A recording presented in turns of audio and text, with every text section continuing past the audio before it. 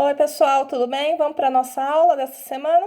O tema da aula de hoje é migração. Nas últimas 2 semanas, nós falamos aí sobre a formação econômica do Brasil, do século XV ao século XIX, e agora a gente vai aqui para esse outro tema, a migração, tá legal? Vamos lá, o que é migração?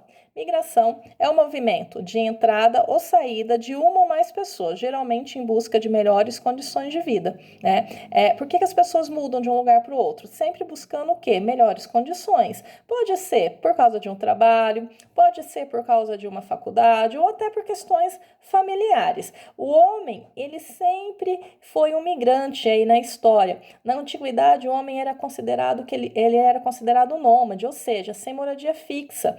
E aí o que acontecia? Ele sempre migrava de um lugar para o outro quando o seu recurso acabava, né? A fim de quê? De buscar melhores condições de vida. Hoje, essa migração ela ocorre com menos frequência, mas ela ainda é muito comum dentro do espaço geográfico.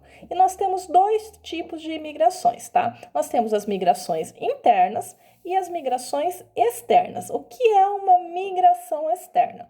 É todo o fluxo populacional de um país para o outro, ou seja, é quando uma pessoa sai do seu país de origem para ir morar em outro, tá? Não confundam com turismo. Turismo são viagens feitas geralmente nas férias, onde você passa alguns dias ou semanas, né, em outro país. Só que você não tem moradia fixa lá. Você foi para lá, mas a sua residência é em outro país, tá? Você vai a fim de diversão, para conhecer, né? Como eu disse, geralmente nas férias isso ocorre. Então não é o turismo, não confunda migração externa com turismo. A migração externa ocorre quando a pessoa reside em outro país, ou seja, quando ela tem moradia fixa em outro país. E nós temos aí duas palavrinhas que às vezes causa aí um pouquinho de confusão, mas é bem facinho de entender. Imigrante e emigrante, o que muda é só uma letrinha, tá? O I e o E. O que é um imigrante? É quem entra em um país para morar. E o que é um emigrante? É quem sai de um país para viver em outro. Como assim? Se eu estou saindo do país para ir morar em outro, eu sou um emigrante.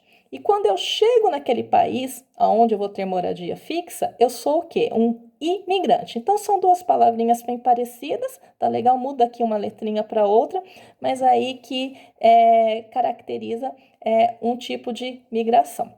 Nós temos também as migrações internas. O que é a migração interna? Aquela que ocorre dentro do país. É todo o fluxo populacional dentro de um país, de uma cidade para outra, de um estado para outro. Tá legal?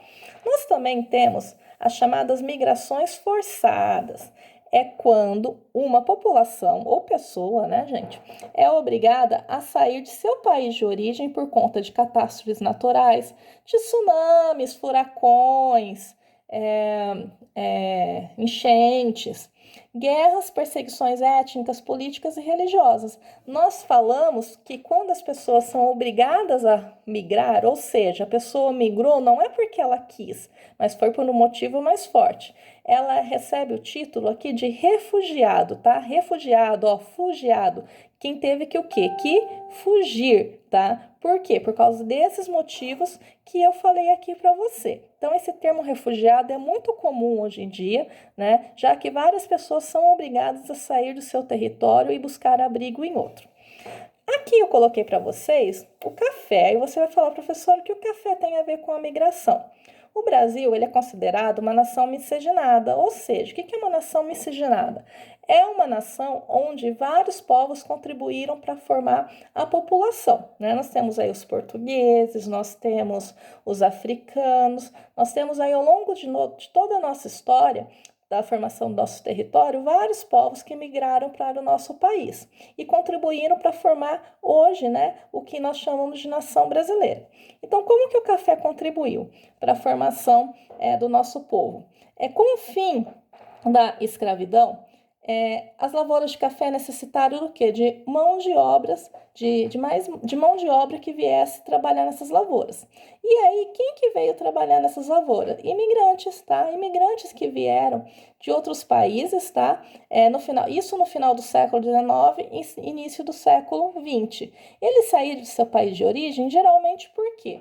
porque estava passando por crises ou por guerras, tá? E aí, com a oferta de trabalho, né, vinham aí a oportunidade de construir uma nova vida. Quem são esses migrantes que vieram aí para o Brasil, constituindo, né, contribuindo para a formação do nosso povo? Os grupos que vieram em maior número nesse período são os portugueses, italianos, espanhóis, japoneses, alemães. E entre outros, tá? Os árabes também vieram. Até hoje ocorrem vários tipos de imigração pelo mundo, então é muito importante estar ligado nesse tema e entender a importância dele na formação e toda a composição do mundo. Tá legal, gente? Até semana que vem. Beijo!